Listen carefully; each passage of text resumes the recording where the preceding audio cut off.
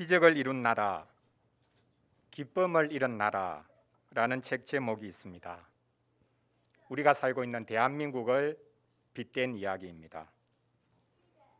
영국인 저널리스트인 저자가 한국에 머물며 느낀 한국의 모습을 담은 책 제목입니다. 그렇습니다. 우리나라는 후진국 중에 유일하게 선진국에 진입한 나라입니다. 기적을 이룬 나라라는 말이 빈말이 아닙니다. 젊은이들은 헬조선이라는 말을 쓰지만 다른 나라에 가보면 한국을 그렇게 부러워합니다. 물론 서양은 아직까지도 출산율 최저, 자살률 최고인 대한민국을 우습게 알고 있기는 합니다. 그러나 분명히 우리나라가 큰 복을 받았다라는 사실은 변함이 없습니다. 이렇게 세상은 크게 나아지고 있지만 우리는 기쁨을 잃었습니다. 우리는 위대한 것을 꿈꾸다 보니 이제는 작은 일, 사소한 일에서는 더 이상 어떤 기쁨도 누리지 못합니다. 주식 대박을 치고 집값이 오르면 그나마 기쁘겠죠. 우리 친구들은 학교 성적이 오르고 또 좋은 대학에 들어가면 그것만큼 기쁜 일이 없을 것입니다. 문제는 우리 기독교인들조차도 기쁨을 잃은 것은 다르지 않다라는 사실입니다.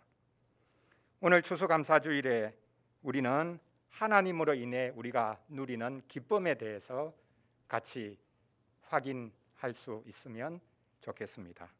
기쁨이 없는 기독교인은 참 기독교인이 아니기 때문입니다.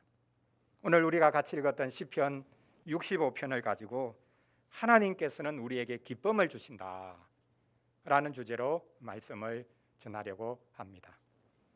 세 가지 장소에서의 기쁨을 오늘 본문이 노래하고 있습니다. 성전 뜰에서의 기쁨이 있고, 세상 끝에서의, 땅 끝에서의, 바다에서까지의 기쁨이 있고, 마지막은 들판 가운데서 누리는 기쁨입니다. 교회 뜰에서, 땅 끝에서, 들판 가운데서 누리는 기쁨입니다. 첫째로 성전 뜰에서 누리는, 교회에서 누리는 기쁨은 죄 용서를 받은 기쁨입니다. 둘째로 땅 끝에서 누리는 기쁨은 땅 끝까지도 하나님이 다스리는 것을 확인하면서 그 다스림의 은혜를 기뻐하는 것입니다. 마지막 세 번째는 오늘 우리가 추수감사 주일에 기뻐하듯이 들판에서 누리는 기쁨인데, 추수의 기쁨을 오늘 시편 65편이 말씀하고 있습니다. 죄 용서를 받은 자들의 기쁨, 하나님께서 지금도 이 세상을 다스려 주시는 것을 경험하면서 누리는 기쁨, 그리고 하나님이 주신 열매로 인해서 누리는 기쁨, 이 세 가지 기쁨을 오늘 시편 65편이 말씀하고 있습니다. 이것을 순서대로 한번 살펴보도록 하겠습니다. 첫째는 교회 뜰에서의 기쁨입니다. 이 기쁨은 곧 죄를 용서해 주시는 그 은혜를 누리는 기쁨, 사죄의 기쁨인 것을 알 수 있습니다. 시인은 가장 먼저 시온에서, 성전에서 기뻐하고 있습니다. 시인은 찬송이 시온에서 주님을 기다린다는 이상한 표현을 씁니다. 찬송을 살아있는 사람처럼 보이도록 찬송이 주님을 기다리고 있습니다 라고 노래하고 있습니다. 찬송이 주님을 기다리는 이유가 무엇입니까? 시인이 성전을 이렇게 기뻐하고 있는 이유가 무엇입니까? 바로 그 성전에서 사죄의 말씀이 선언되기 때문입니다. 3절을 보십시오. 죄악이 나를 이겼사오니 우리의 허물을 주께서 사하시리이다. 먼저 노래하는 것은 죄악이 저를 이겼습니다. 여기 죄악이 나를 이겼다라는 것은 힘센 용사처럼 죄악이 자기를 지금 꽉 누르고 있다라는 뜻입니다. 자, 여러분, 스포츠 경기 중에 서로 상대방과 마주해서 힘겨루기를 하다가 넘어뜨리고서는 목을 꽉 쥐어서 더 이상 일어나지 못하게 만들면 이길 수 있는 경기, 그것을 여기서 이제 생각할 수 있죠. 어떤 경기입니까? 레슬링입니다. 그리고 요즘 사람들이 열광하는 격투기를 생각해 볼 수도 있습니다. 죄가 우리를 패대기 쳐놓고는 목을 조르면서 린치를 계속해서 가하고 있습니다. 죄가 우리를 질질 끌고 다니기에 빠져나올 수 없고 우리는 어떻게 해볼 도리가 없습니다. 감사한 것은 하나님께서 폭군과 같이 우리를 짓누르는 죄의 그 소나기로부터 건져주신다라는 사실입니다. 그러니 우리는 교회에서 기뻐할 수 있습니다. 교회에서는 끊임없이 죄 이야기가 나와야 합니다. 요즘 교회에서 어떻게 죄 이야기를 합니까? 죄를 이야기하면서 죄책감을 가지게 만들죠. 그리고 그 다음에는 바로 그 죄를 이길 수 있다, 그 죄를 씻을 수 있다라는 길을 제시합니다. 그 길이 뭡니까? 헌금 많이 해야 되고 헌신해야 된다. 그러면 하나님께서 당신의 죄 용서해 주신다. 우리가 일주일을 살면서도 이번 주간에는 내가 죄를 많이 지은 것 같다, 그러면 그 다가오는 주일에 헌금 봉투에 헌금이 조금 더 많아지죠. 바로 이런 것입니다. 돈으로 죄 문제를 해결하려고 하는 것, 그것은 예나 지금이나 다를 바가 없습니다. 1517년에 독일의 비텐베르크에서 마틴 루터가 95개조 대자보를 붙였는데 그 내용이 바로 이것이죠. 면벌부를 사서 죄를 씻을 수 없다. 죄를 씻은 사람의 특징이 뭐냐? 그것은 예수님이 말씀하셨듯이 하나님 나라가 가까웠으니 회개하고 하나님을 바라봐라. 그것처럼 평생 회개하는 사람이 오히려 죄 용서 받은 사람이다. 헌신하고 헌금하고 뭔가를 특별하게 행해서 자기 죄를 떨쳐버리려고 하는 것, 그것이 참된 회개일 수가 없다라고 말했습니다. 오늘 본문 4절 마지막 부분을 보십시오. 이제 시인은 용서받은 자로서 주의 집, 곧 주의 성전의 아름다움으로 만족하겠다라고 노래하고 있습니다. 이것은 성전 외양의 아름다움과 화려함을 말하는 것이 아닙니다. 시인은 성전으로 올라와서 용서의 말씀을 듣고 크게 기뻐합니다. 그리고 그 성전뜰에서 하나님의 백성과 더불어, 그리고 심지어는 눈에 보이지는 않지만 하나님과 더불어 먹고 마시면서 그 성전의 아름다움으로 기뻐 만족합니다. 이것이 바로 우리가 교회를 사모하고 교회를 기뻐하는 이유입니다. 우리는 교회에서 죄인으로 드러납니다. 그리고 동시에 교회에서 우리는 용서받은 하나님의 백성임이 드러납니다. 교회 외에서는 우리가 죄인이 될 길이 없습니다. 교회 외에서는 우리가 용서받을 수 있는 길이 없습니다. 이제 4절 말씀을 드렸는데요, 2절로 한번 돌아가 보십시오. 시인은 기도를 들으시는 주여 모든 육체가 주께 나아오리이다 라고 노래합니다. 성도들은 자기들만이 아니라 세상 모든 사람들이 하나님을 예배하는 자리로 나아오기를 간절히 바라고 있습니다. 성도는 기도하는 사람입니다. 그리고 하나님은 기도를 들으시는 하나님입니다. 하나님과 우리는 기도로 연결됩니다. 그런데 기도를 들으시는 주님, 이렇게 말하면서 주님께 무슨 기도를 드렸다고 합니까? 모든 육체가 주님께 나아오기를 원합니다 라고 구하고 있습니다. 우리가 다양한 것들을 구할 수 있습니다. 그러나 기도는 세상 모든 사람들이 함께 하나님을 예배하기를 구하는 것도 포함이 되어야 합니다. 코로나로 인해 주일이 되어도 예배하기가 힘들어진 상황입니다. 하물며 세상 사람들이 교회에 나와서 예배하려고 하겠습니까? 코로나 기간 동안 상가교회가 직격탄을 받아서 통계상 정확하게 나온 것은 아니지만 2년 반이 지나고 난 다음 한국 교회 10,000개가 문을 닫았다, 이런 이야기까지 있습니다. 그러나 우리는 시인처럼 모든 육체가 하나님을 기뻐하고 하나님을 찬송하는 자리로 나아오기를 구해야 하겠습니다. 왜 그렇습니까? 교회에 무엇이 있기 때문입니까? 교회가 세상에 줄 수 있는 무엇이 있어서 교회에 오라고, 같이 예배하자고 말할 수 있습니까? 오직 교회에만 하나님의 용서의 말씀을 가지고 있기 때문입니다. 하나님께만 용서가 있기 때문입니다.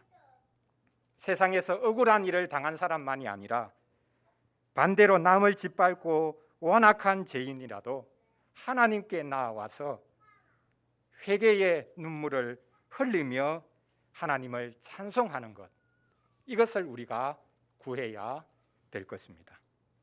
바로 이것이 우리 인생이 누릴 수 있는 가장 큰 기쁨, 첫 번째의 기쁨입니다.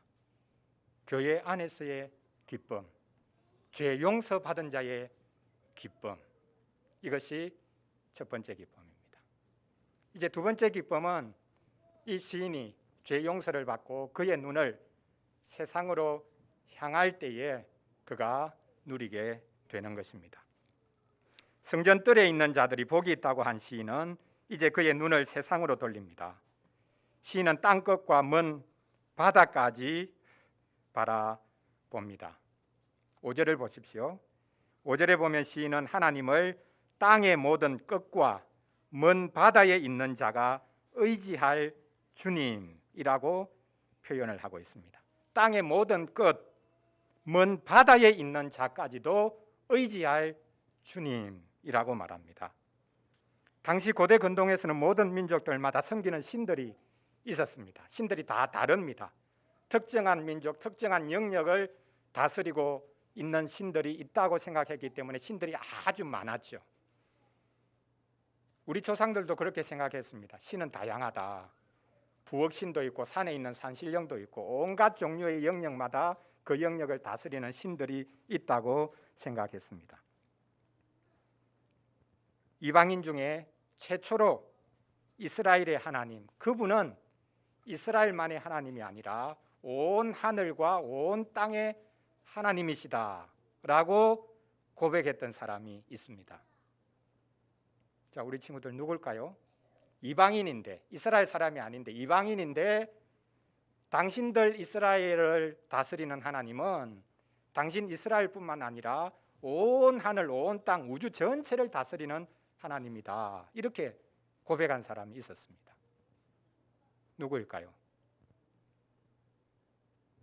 여리고성의 기생 라합입니다. 그가 이스라엘의 정탐꾼들에게 고백하지요. 너희의 하나님 여호와는 위로는 하늘에서도 아래로는 땅에서도 하나님이시라. 이 믿음 때문에 그녀는 매국노가 되었습니다. 나라를 팔아먹는 사람이 되었습니다. 민족을 등지는 사람이 되었습니다. 자기 목숨을 잃을 수 있음에도 불구하고 이스라엘의 정탐꾼들을 숨겨주었습니다. 하나님께서는 특정 지역이나 특정 민족을 위한 분이 아니라 온 하늘과 온 땅의 하나님이십니다. 그분이 유일하신 분이고 그분이 모든 것들을 만드셨을 뿐만 아니라 친히 다스리고 계십니다. 6절에 보면 하나님께서 능력으로 산을 세우셨다고 시인이 노래하고 있습니다. 왜 산 이야기를 하겠습니까? 사람들이 산에 올라가서 온갖 신상을 만들어 놓고 또 신전을 만들어 놓고 그곳에서 예배하기를 좋아했거든요. 사실 이스라엘 백성이 팔레스틴에 들어가서도 그들이 똑같은 일을 합니다.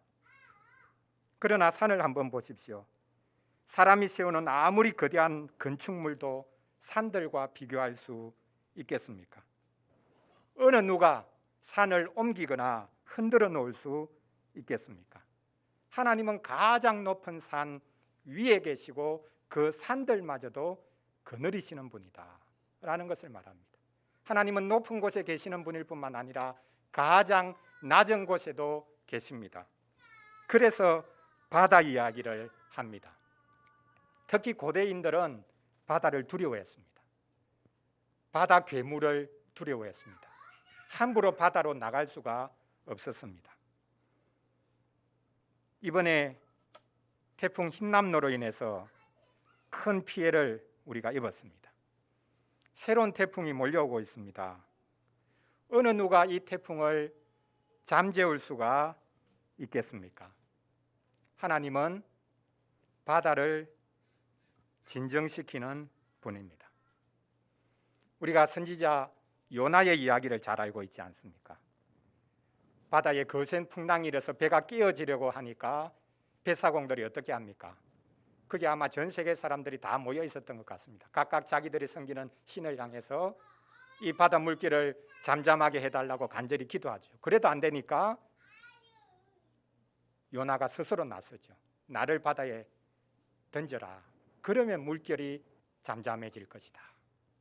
아마 자신을 희생 제물로 드려서 그 물결을 잠잠하게 만들어야 되겠다. 이런 생각을 한 것 같습니다. 사람이 결코 진정시킬 수 없는 바다 물결도 하나님은 진정시키는 분입니다. 산은 산대로 아름답고 바다는 바다대로 아름답다가 어느 순간에 거센 파도가 일어나 우리가 두려움을 느끼지요. 이 모든 것들을 하나님이 만드셨다라는 것을 우리가 생각해야 합니다. 그래서 등산하는 것도 참 좋은 것이고 바다를 구경하는 것도 참 좋은 것입니다. 하나님이 이렇게 든든한 산을 만드셨다.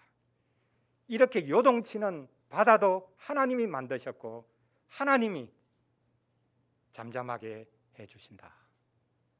이것을 생각하면 오히려 현실에서 더 담대하게 우리는 살아갈 수가 있을 것입니다.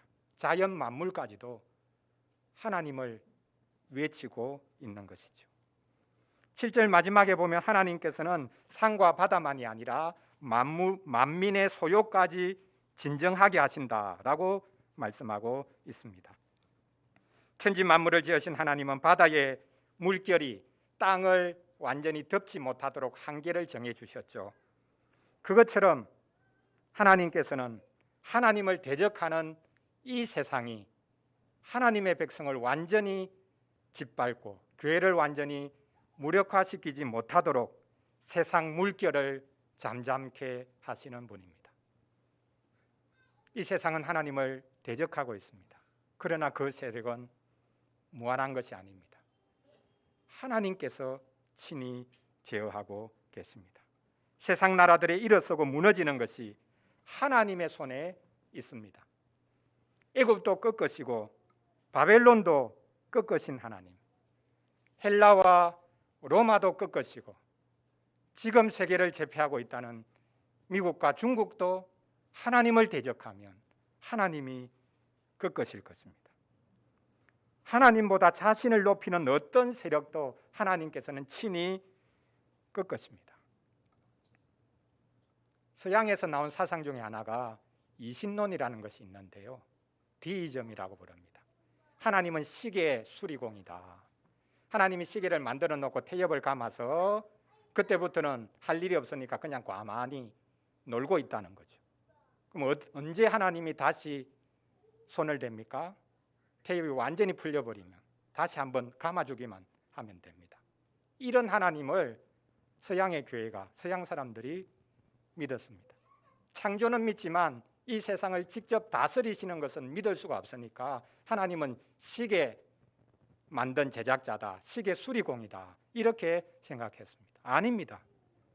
하나님은 시계 제작자, 시계 수리공 정도가 아니라 지금도 이 세상을 친히 그분의 손으로 다스리시고 움직여 가시는 하나님이십니다. 그러나 우리는 종종 질문하죠. 하나님께서 지금도 진짜 이 세상을 다스리냐? 나는 그것을 본 적이 한 번도 없다. 내 경험상 하나님이 일하시는 것을 나는 본 적이 없는데 무슨 말하냐? 라고 말하는 분들이 많을 것입니다. 하나님께서는 아주 느슨한 방식으로 이 세상을 다스리신다고 말해야 할지 모르겠습니다. 중요한 것은 하나님을 두려워하는 사람만이 이 세상에서 일하시는 하나님을 볼 수 있다는 것입니다. 그리고 세상을 기뻐할 수 있다는 것입니다. 두려움이 없는 기쁨은 얄팍한 들뜬 감정에 불과합니다. 반대로 기쁨이 없는 두려움은 위장된 공포심에 불과합니다.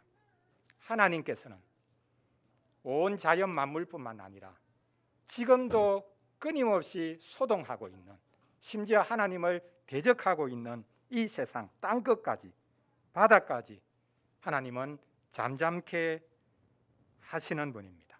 이것을 믿고 낙심하지 말고 이 세상에서 기쁨으로 살아갈 수 있어야 되겠습니다.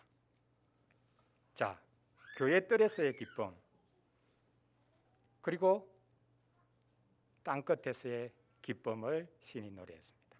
마지막으로 시인이 노래하고 있는 것은 가장 생생하고 가까이 있는 것이죠.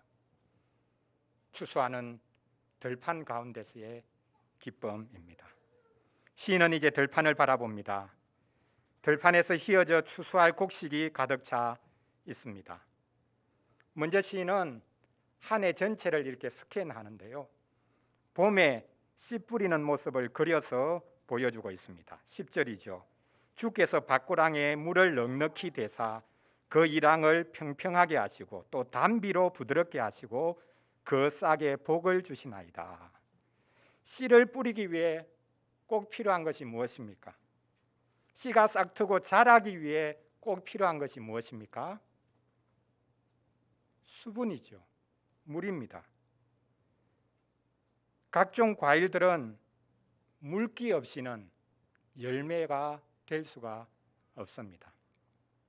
자, 우리 친구들 여기 추수감사절이라고 우리가 몇 가지 과일들을 여기 앞에 전시해 놓았습니다. 어떤 과일들이 있습니까? 사과가 있고 포도도 있고 그리고 메론도 있네요. 샤인머스켓도 있는데 하나님이 태초에 샤인머스켓을 처음부터 만드셨는지, 안 그러면 사람이 한 종류 포도가 있었는데 이후에 사람이 개량해 가지고 만든 것인지 잘 모르겠습니다. 이렇게 우리가 가을에 풍성한 열매를 누리고 먹고 마실 수 있죠. 이 열매가 우리에게 기쁨을 주는 것, 이 안에 들어있는 무엇 때문입니까? 각종 양분이 분명히 있겠죠. 그러나 근본적으로 이 안에 들어가 있는 것은 물입니다. 왜 과일이 우리에게 기쁨을 줍니까? 딱 먹으면 우리 입속에서 탁 터지는 그 물기, 그 촉촉함, 그것이 얼마나 우리에게 큰 기쁨을 줍니까? 과일 하나, 열매 하나에 이 세상에 있는 물이 다 들어있다고 볼 수 있습니다. 그리고 또한 햇볕도 몽땅 들어있죠. 해 전체가, 비 전체가, 물 전체가 한 알 속에 담겨 있습니다. 그래서 작은 열매 하나 안에 우주가 담겼다, 그런 이야기를 하죠. 하나님께서 물을 주셨기 때문에 이 열매가 우리에게 기쁨을 주고 있습니다. 하나님께서는 이렇게 들판에 촉촉히 비를 내려주실 뿐만 아니라 태양빛을 계속 쬐어 주셔서 이 가을에 우리가 이 아름다운 열매들을 먹고 마시고 누릴 수 있게 해 주십니다. 11절을 보십시오. 추수 직전의 장면을 이제 보여주고 있습니다. 주의 은택으로 한 해를 관 씌우시니 주의 길에는 기름방울이 떨어지며 들의 초장에도 떨어지니 작은 산들이 기쁨으로 띠를 띄었나이다. 들판 전체가 하나님의 은혜를 입고 있다라고 말하고 있습니다. 땅에 들의 초장에 기름방울이 뚝뚝 떨어진다고 말하고 있습니다. 여러분, 이 기름방울이 무엇을 말하겠습니까? 들의 초장에 하나님의 기름방울이 뚝뚝 떨어지고 있습니다. 중동에서 나는 석유를 말하는 것일까요? 아닙니다. 이 기름방울이 사실은 물을 말합니다. 비를 말합니다. 하나님께서는 석유보다 더 비싼 값으로 치러야 할 비를, 물을 우리에게 공짜로 공급해 주시는 분입니다. 추수감사주일은 하나님께서 땅에게 주신, 그리고 땅을 통해서 우리에게 주시는 열매를 기뻐하는 절기입니다. 이스라엘 백성들의 한 해 절기 중에 제일 마지막 절기가 바로 초막절이죠. 수장절이라고 부릅니다. 초막절이라고 부르는 이유는 이 추수감사절에 자기 집을 나와가지고 뜰에다가 풀로 엉성하게 초막으로 집을 지어놓고 그곳에서 지내면서 기뻐하는 절기라는 의미에서 초막절이라고 불렀습니다. 수장절이라고 부르는 것은 거두어서, 거두어서 저장한다. 그래서 가을 추수감사절이 바로 이 수장절이었죠. 이스라엘 백성의 이 초막절, 수장절이 바로 우리의 추석하고 날짜도 비슷합니다. 왜 초막절이라고 합니까? 그 초막에 거하면서 아이들이 묻죠. 아빠, 우리가 집 놔두고 왜 지금 캠핑하는 거예요? 왜 이 뜰에다가 이 초막으로 풀로 엉성하게 집 지어놓고 한 주간 동안 여기서 지내죠? 이때 이제 아빠가 이야기하죠. 우리는 원래 애굽에서 종살이 하던 민족이었어. 근데 하나님께서 우리를 출애굽시켜 주시고 광야를 지나게 하셨어. 그 광야 지날 때 우리는 텐트 치고 그렇게 40년 동안 생활했어. 근데 하나님께서 우리에게 이 땅, 우리가 지금 살고 있는 이 약속의 땅, 이 팔레스틴을 우리에게 주셨어. 그래서 우리가 농사해서 이렇게 풍성한 것을 먹고 마실 수 있지 않니? 우리가 하나님을 잊어서는 안 돼. 하나님은 우리에게 먹을 것을 주시는 하나님이시야. 이렇게 실물 교육하도록 하나님께서는 추수감사절에 초막을 짓고 생활하게 하셨습니다. 우리 민족 고유의 추석이 바로 이스라엘의 초막절과 같습니다. 하나님이 우리에게 먹을 것을 주십니다. 그러나 우리는 타고날 때부터 먹을 것 자기 밥그릇 차고 태어난다고 생각하죠. 산입에 거미줄 칠까? 모든 아이들은 다 타고날 때마다 자기 밥그릇 차고 난다. 그렇게 말을 합니다. 그렇습니까? 아닙니다. 하나님께서 은혜로 우리에게 먹을 것을 공급해 주십니다. 하나님이 우리 입에 거미줄 치지 않도록 만들어 주시고 하나님이 우리에게 먹을 밥그릇을 허락해 주십니다. 그래서 오늘 시편 마지막 절은 들판이 즐거이 외치고 노래하고 있다라고 말하고 있습니다. 모든 계절이 마찬가지지만 열매가 풍성한 가을은, 그리고 가을 들판은 하나님을 찬양하고 있습니다. 그러므로 가능하면 우리가 추수하는 가을 거지에 동참해 보는 것도 좋겠고, 또 나무 열매를 따는 체험을 해보는 것도 좋겠습니다. 요즘 우리 농촌은 동남아 이주 노동자들이 아니면 가을 거지도 할 수 없는 형편이 되었습니다. 제가 최근에 깻잎 투쟁기라는 책을 읽고 있습니다. 마트에 가면 깻잎 파는 것, 우리 여자 성도님들 다 아시죠? 그 깻잎을 묶어서 팔지 않습니까? 그 묶어서 팔 때에 한 10장 정도씩 묶어가지고 빨간색 줄로 이렇게 딱 묶고 있죠. 그 대부분을 동남아 이주 노동자들이 다 한 입 한 입 따서 그렇게 빨간 줄로 묶어서 이렇게 내놓습니다. 최저임금도 못 받고 임금을 종종 떼이기도 하고, 여자 근로자들 같은 경우에는 성폭력의 위험도 당하고, 위험한 숙소에서, 말 그대로 돼지우리 같은 숙소에서 생활하면서 일하고 있습니다. 우리가 삼겹살을 싸서 먹는 그 깻잎 하나에도 얼마나 많은 땀과 눈물이 배어 있는가라는 것을 알 수 있습니다. 그러므로 우리는 깻잎 한 장을 먹을 때도 감사하면서 아끼면서 먹어야 하겠습니다. 이 모든 것을 하나님께서 주십니다. 우리는 덜판이 하나님을 기뻐하고 찬양하고 있는 것을 우리가 볼 수 있어야 하겠습니다.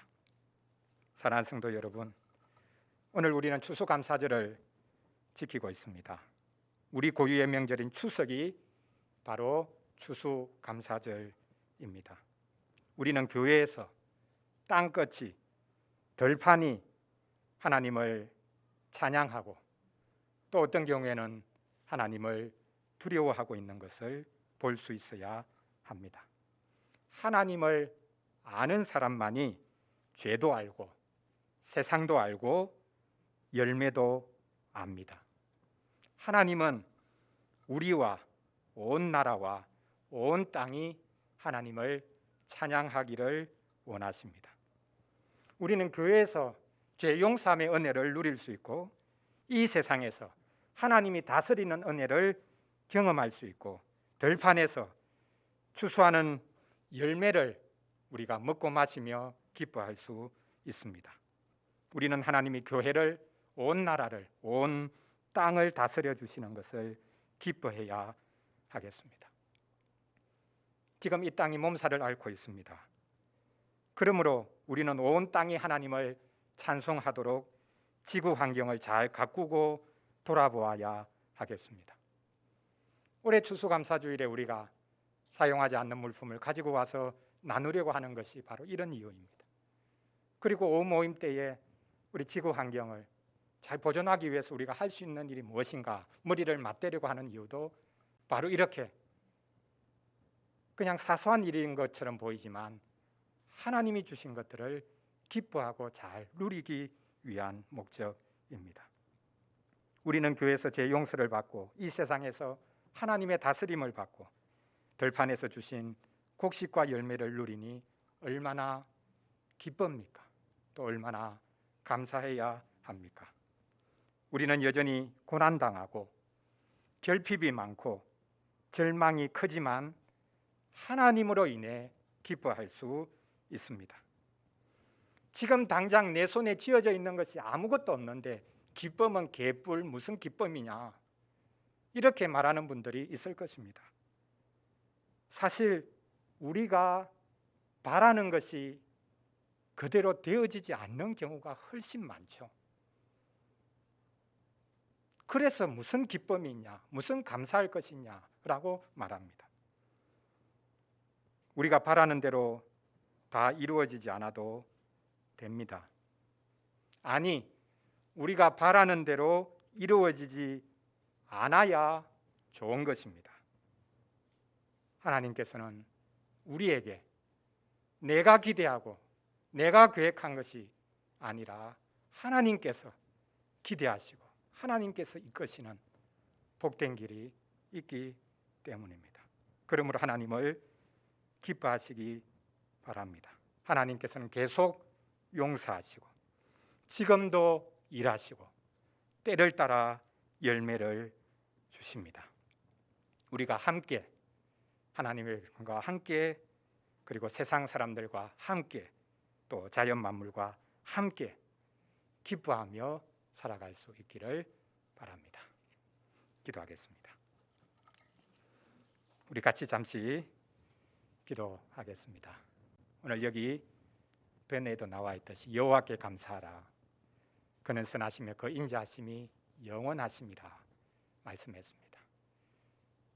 그분의 선하심, 그 선하심으로 우리를 용서하시고 그 선하심으로 지금도 이 땅을 다스려 주시고 지금도 들판에 열매가 있도록 만들어 주시는, 자연스럽게 되는 것이 아니라 하나님이 지금도 그분의 은혜를 촉촉히 내려주시기 때문에 우리가 용서를 받고 이 세상에서 살아갈 수 있고 하나님이 주신 열매를 누릴 수 있음을 생각하면서 이 시간 같이 크게 기뻐하고 감사하는 시간을 같이 잠시 가지도록 하겠습니다. 기도하겠습니다.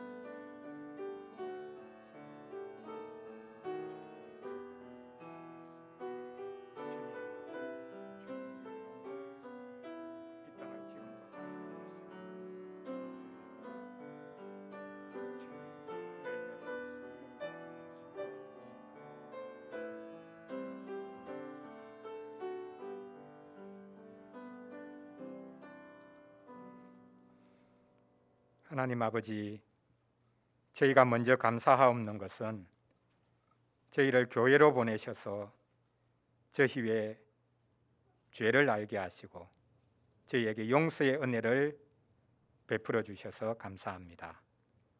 하나님으로부터 사죄의 은총을 받은 이들은 교회만이 아니라 이 세상에서, 이 땅에서 하나님이 일하시는 것을 기뻐하며 누릴 수 있으니 참 감사합니다. 하나님께서 땅끝까지, 바다끝까지 다스리시고 온 세상 나라도 다스리시니 감사합니다. 산을 든든히 세우시고 요동치는 바다를 잠잠케 하시고 세상 나라의 소동을 잔잔케 하시니 감사합니다. 이 가을에 우리에게 먹을 것을 풍성하게 주시니 더더욱 감사합니다. 늘 패스트푸드로 배를 채운다고 하더라도, 최저임금도 제대로 받지 못한다고 하더라도, 발 뻗고 잘 만한 나의 집이 없다고 하더라도 하나님께서 우리에게 먹을 것 주시고 일용할 양식으로 채워주신다고 하시니 감사합니다. 이 땅이 하나님이 주신 열매로 인해 기뻐하고 하나님을 찬양하고 있는 것을 보게 하여 주시옵소서. 우리 모두 그리스도를 통해 우리를 용서하시는 하나님, 다스리시는 하나님, 좋은 것을 주시는 하나님을 기뻐하게 하여 주시옵소서. 우리 주 예수 그리스도의 이름으로 기도합니다. 아멘. 찬송 127장 부르겠습니다. 시편 65편 오늘